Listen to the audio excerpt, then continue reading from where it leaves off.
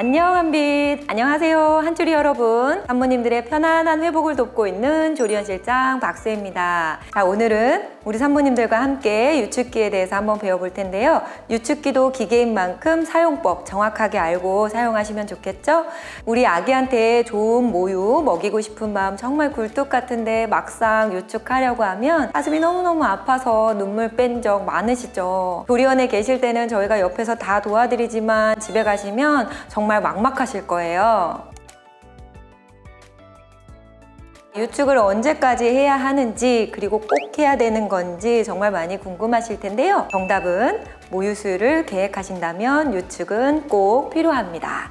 특히 분만하고 2주 후에는 모유를 결정짓는 아주 골든타임이라고 할 수 있는데요. 아기가 수유를 원할 때마다 직수를 해주면 얼마나 좋겠어요. 그런데 현실적으로는 우리 산모님들의 몸의 회복이 완전히 이루어지지는 않았고요. 또 초기에 나오는 모유 분비량은 굉장히 적잖아요. 그래서 그 적은 양으로 아이의 양을 다 채워낼 수 없기 때문에 유축기를 통해서 산후 회복과 전량을 늘리는데 도움을 받는 게 좋습니다. 자, 일단 유축해야 하는 이유를 3가지 정도로 요약을 해보자면, 자, 첫 번째, 무서운 전몸살과 유선염 예방. 두 번째, 자, 산모님의 뇌에 모유가 더 필요해 라고 사인을 계속 보내야 하기 때문이고요.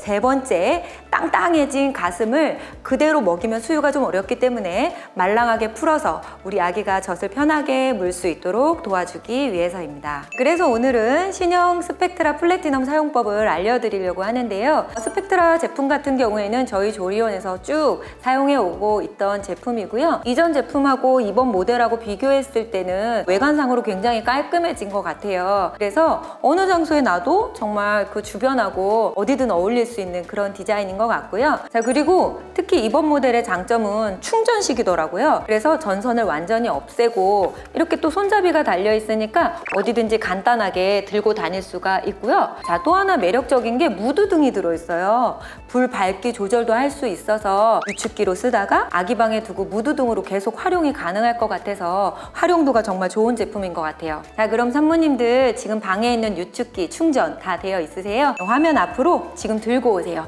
저랑 같이 통증 없이 모유 유축량 쫙쫙 늘리는 똑똑한 조작법 단계별로 같이 따라와 주실게요. 자, 유축하기 전에 깨끗하게 손 씻기 잊지 마시고요.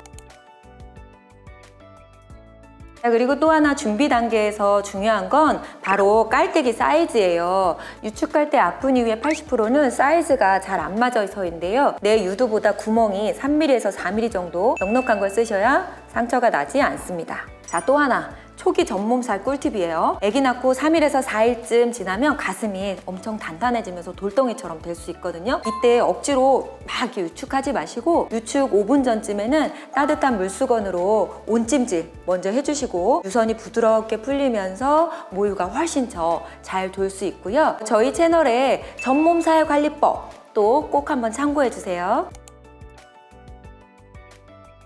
유축 부속품에 대해서도 설명을 드릴 텐데, 이 호스는 공기가 왔다 갔다 하게 될 거예요. 그래서 물로 세척하시면 안 되고요. 그대로 기계에 고정해두고 사용해 주시고요. 혹시나 세척해야 될 일이 있다면 이 안에가 완전하게 건조된 상태에서 꼭 사용해 주셔야 됩니다. 자, 이 부속품은 유축기의 모터를 보호하는 역류방지기라고 하는데요. 이 조립이 잘 안 되면 에어가 셀 수 있거나 중간에 막 분리될 수 있거든요.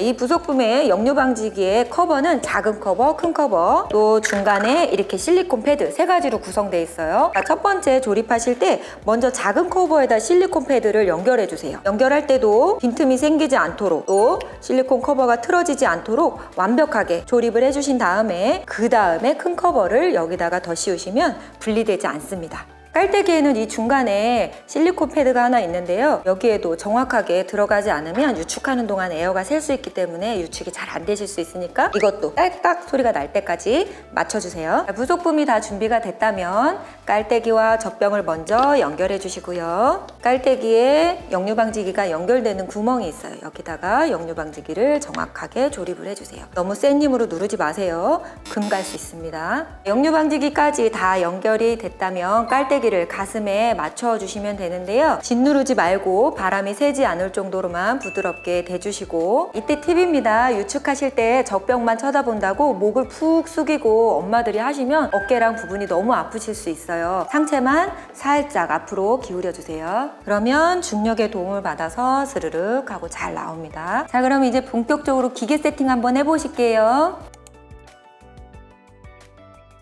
자, 스펙트라 플래티넘 제품 같은 경우에는 기계 정면을 만지면 아무것도 만져지지가 않아요. 먼저 기계 뒷면에 전원 버튼이 있는데 전원 버튼을 이렇게 누르시면 화면에 불빛으로 디스플레이가 켜집니다. 전원을 켜자마자 바로 유축을 하는 것보다는 여기 물결 무늬 한번 터치해 보실게요. 마사지 모드에 불 들어오는 거 보이시나요? 만약에 마사지 불에 불이 안 들어왔다면 다시 물방울을 한 번만 더 누르시면 마사지 모드로 변경되실 수 있어요. 자, 이렇게 마사지 모드로 2분에서 3분 정도 가슴을 먼저 부드럽게 풀어주신 다음에 사출 반사가 일어나면 그 다음에 물방울 무늬를 한 번 더 누르셔서 일반 유축 모드로 돌아가시면 됩니다. 자, 기계 오른쪽 한번 보실게요. 스피드라는 글씨 보이시죠? 자, 이거는 아기가 엄마 가슴을 빠는 것처럼 속도를 조절해 주는 건데요. 스피드 같은 경우에는 속도를 너무 낮추시면 유두를 강하게 너무 오래 잡아당기기 때문에 유두가 상처가 나기 쉽거든요. 그래서 스피드는 4에서 5를 유지하면서 사용하시는 게 좋습니다. 자, 그리고 좌우 쪽으로 보면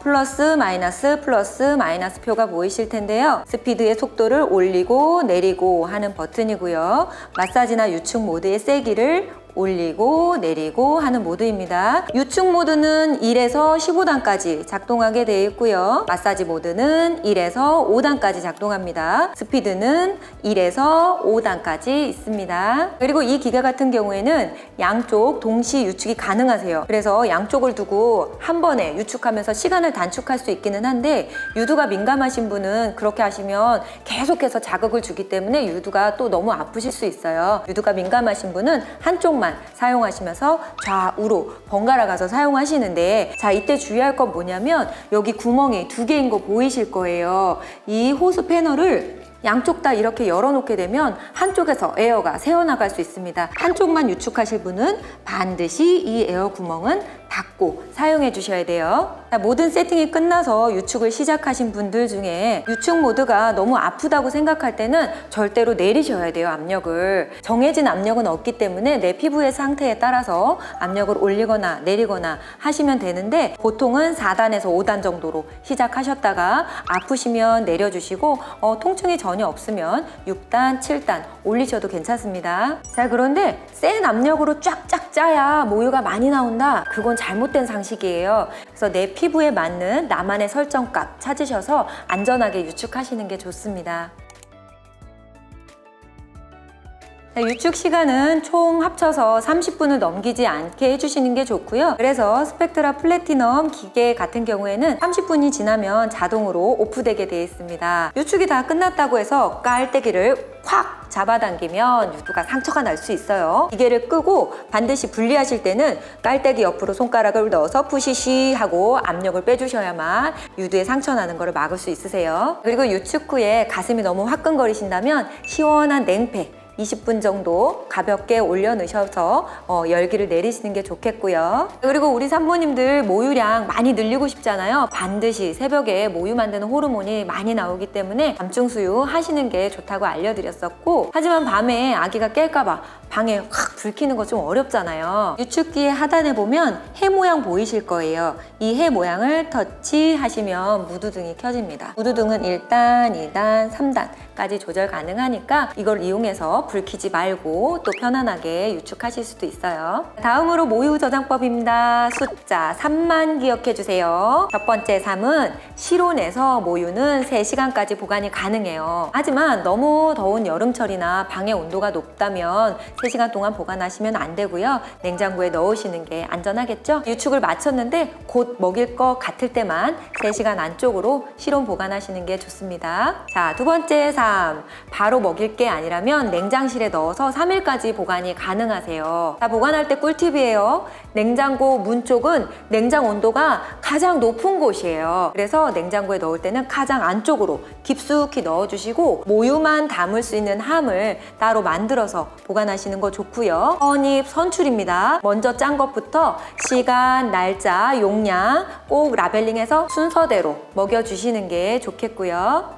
마지막 3입니다. 더 오래 두고 먹이실 거면 모유 저장팩, 이런 젖병이 아니라 저장팩에 담아서 냉동실에 넣으셔야 돼요. 냉동실에서는 최대 3개월까지 보관이 가능하신데요. 얼리실 때는 팩 겉면에다가 유축한 날짜, 시간, 그리고 용량까지 적어서 넣어주셔야 되고요. 한 번 먹일 양만 소분해서 얼리는 센스 아시죠? 자, 그리고 냉동 모유도 냉장 모유하고 마찬가지로 선입 선출해 주셔야 돼요. 자, 그리고 냉장고에 들어갔던 거, 냉동고에 들어갔던 모유는 데워서 먹이셔야 되는데, 데우실 때는 절대로 전자레인지에 돌려서 데우시면 안 됩니다. 모유 안에 있는 좋은 영양 성분이 파괴가 될 수 있고요. 아기한테 온도가 일정하지 않기 때문에 위험할 수 있습니다. 반드시 55도 내지는 60도 정도의 따뜻한 물에 담가서 중탕에서 데워주셔야 됩니다. 방금 제가 말씀드린 내용 헷갈리실까봐 화면 옆에 표로 싹 정리해 드릴게요. 바로 지금 화면 캡처하셔서 냉장고에 붙여두시는 거 좋을 것 같네요.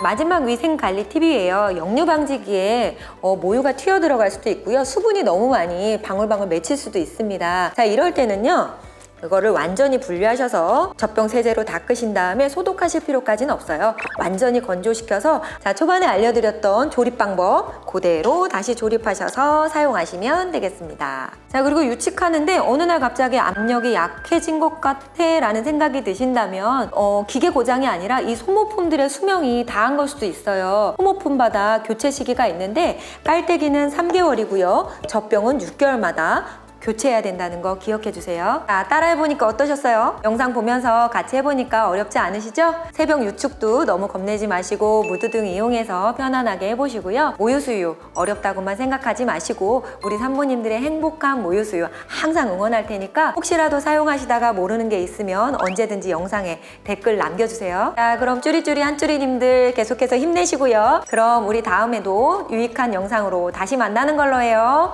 감사합니다.